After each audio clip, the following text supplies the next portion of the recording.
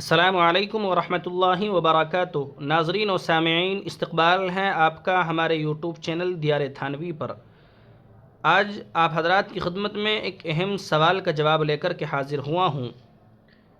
عام طور سے یہ سوال کیا جاتا ہے کہ کیا عورت بغرض ملازمت اکیلی تنہا اپنے گھر سے دور قیام کر سکتی ہے؟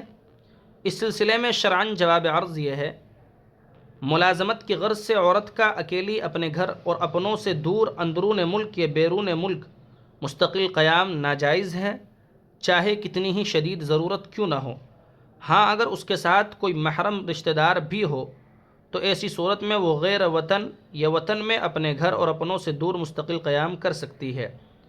اس سلسلے میں شریعت نے جب محرم نہ ہونے کی صورت میں حج ہی کو فرض نہیں کیا ملازمت کے سلسلے میں، تو یہ اشد ضروری ہے کہ وطن یا وطن سے باہر اپنے گھر سے دور عورت اس وقت تک ملازمت نہیں کر سکتی اور وہاں مستقل قیام نہیں کر سکتی جب تک کہ اس کے ساتھ رہنے کے لیے کوئی محرم نہ ہو۔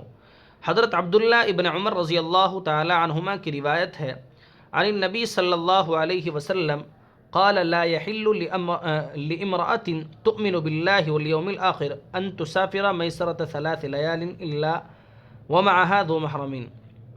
یعنی رسول اکرم صلی اللہ علیہ وسلم نے فرمایا کہ جو عورت اللہ پر اور یوم آخرت پر ایمان رکھتی ہو، اس کے لیے یہ جائز نہیں ہے کہ کسی محرم کے بغیر 3 دن کی مسافت کا سفر کرے۔